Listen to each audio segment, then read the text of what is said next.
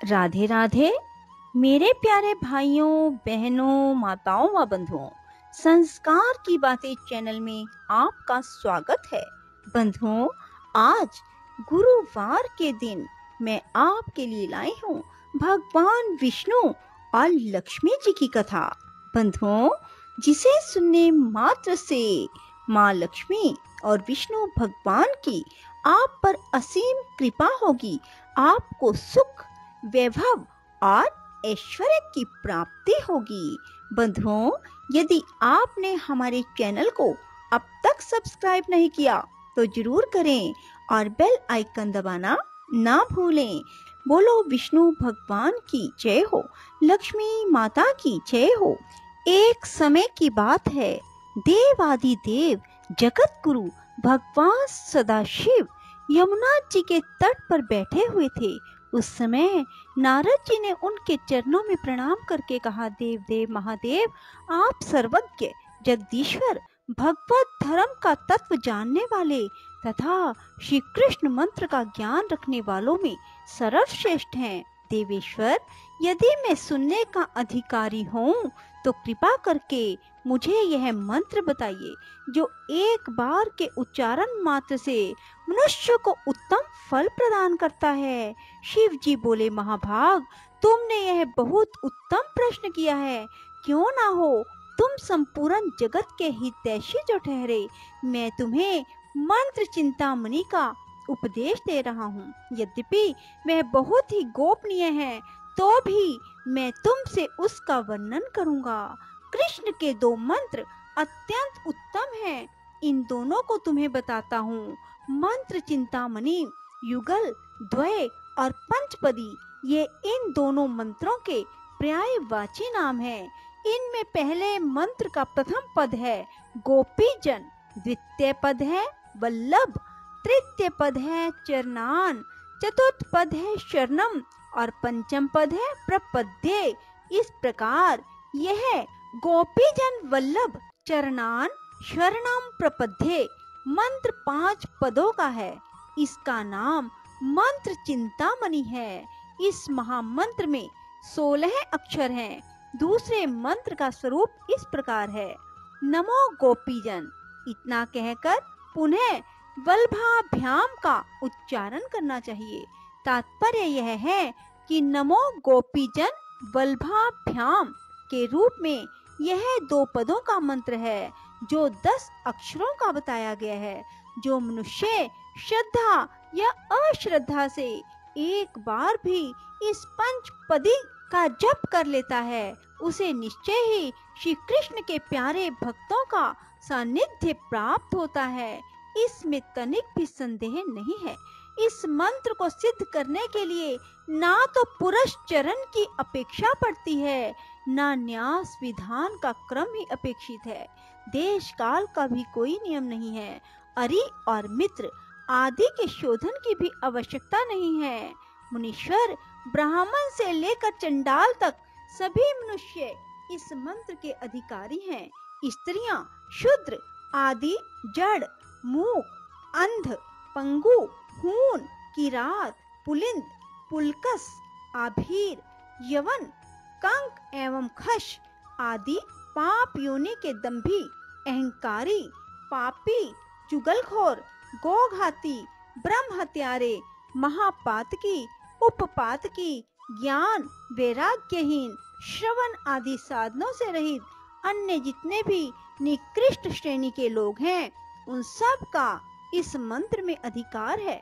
मुनि श्रेष्ठ, यदि सर्वेश्वर भगवान श्री कृष्ण में उनकी भक्ति है तो वे सब के सब अधिकारी हैं, अन्यथा नहीं।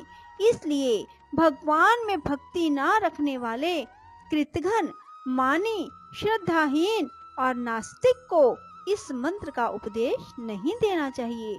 जो सुनना ना चाहता हो अथवा जिसके हृदय में गुरु के प्रति सेवा का भाव ना हो, उसे भी यह मंत्र नहीं बताना चाहिए। जो श्री कृष्ण का अनन्य भक्त हो, जिसमें दंभ और लोभ का अभाव हो, जो काम और क्रोध से सर्वथा मुक्त हो, उसे यत्न पूर्वक इस मंत्र का उपदेश देना चाहिए। इस मंत्र का ऋषि मैं ही हूँ। बल्लवी वल्लभ श्री कृष्ण इसके देवता हैं तथा प्रिया सहित भगवान गोविंद के दास्य भाव की प्राप्ति के लिए इसका विनियोग किया गया है।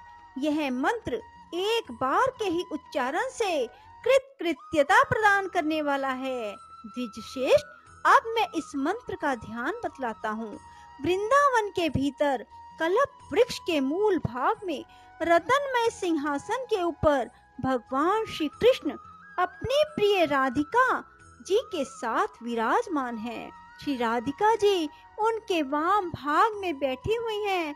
भगवान का श्री विग्रह मेघ के समान श्याम है। उनके ऊपर पीतांबर शोभा पा रहा है। उनकी 2 भुजाएं हैं। गले में वनमाला पड़ी हुई है। मस्तक पर मोर पंख का मुकुट शोभा दे रहा है। मुखमंडल करोड़ों चंद्रमाओं की भांति कांतिमान है। वे अपने चंचल नेत्रों को इधर उधर घुमा रहे हैं। उनके कानों में कनेर पुष्प के आभूषण सुशोभित हैं।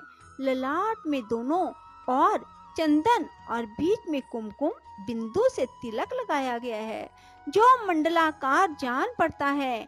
दोनों कुंडलों की प्रभा से वे प्रातःकालीन सूर्य के समान तेजस्वी दिखाई दे रहे हैं। उनके कपोल दर्पण की भांति स्वच्छ हैं जो पसीने की छोटी छोटी बूंदों के कारण बड़े शोभायमान प्रतीत होते हैं। उनके नेत्र प्रिया के मुख पर लगे हुए हैं। उन्होंने लीलावश अपनी भौहें ऊंची कर ली हैं। ऊंची नासिका के अग्रभाग में मोती की बुलाक चमक रही है।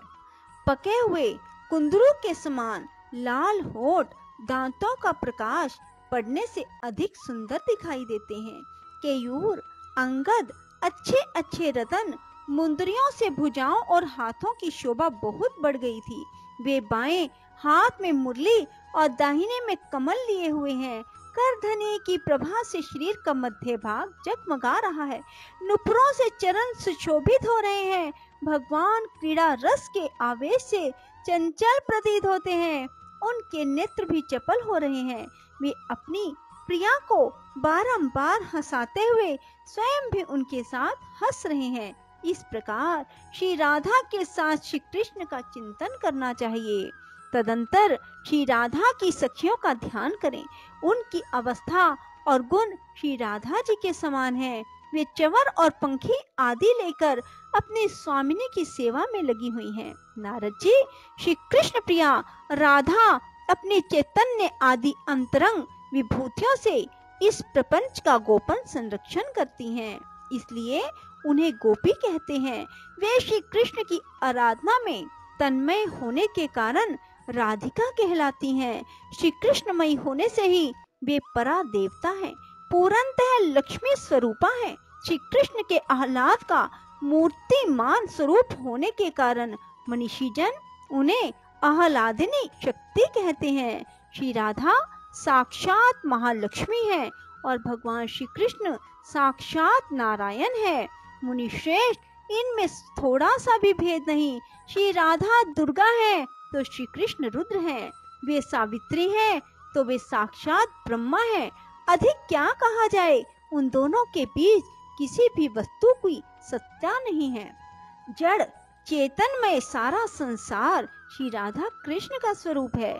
इस प्रकार सबको उन्हीं दोनों की विभूति समझो। मैं नाम से लेकर गिनाने लगूं तो 100 करोड़ वर्षों में भी उस विभूति का वर्णन नहीं कर सकता। तीनों लोकों में पृथ्वी सबसे श्रेष्ठ मानी गई है।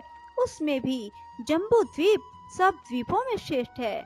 जम्बू द्वीप में भी भारतवर्ष और भारतवर्ष में भी मथुरापुरी श्रेष्ठ है।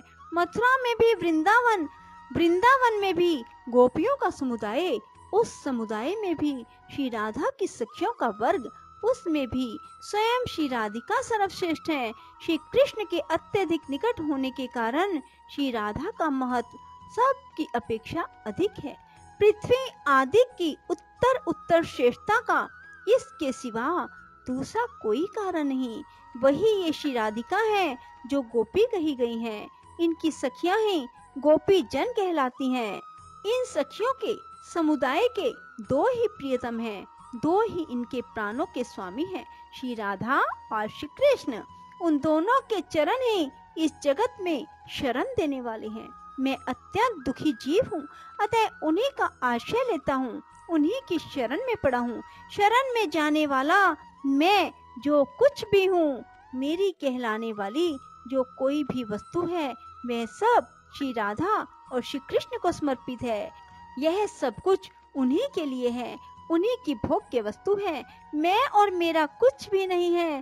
प्रियवर, इस प्रकार मैंने थोड़े में गोपी जन वल्लभ चरणान शरणम प्रपद्ये इस मंत्र के अर्थ का वर्णन किया। युगल अर्थ न्यास, प्रपत्ति, शरणागति, आत्म समर्पण, ये 5 पर्याय बतलाए गए हैं। साधक को रात दिन आलस्य छोड़कर यहाँ बताए हुए विषय का चिंतन करना चाहिए। बोलो श्री विष्णु भगवान की जय। राधे राधे, जय श्री कृष्णा।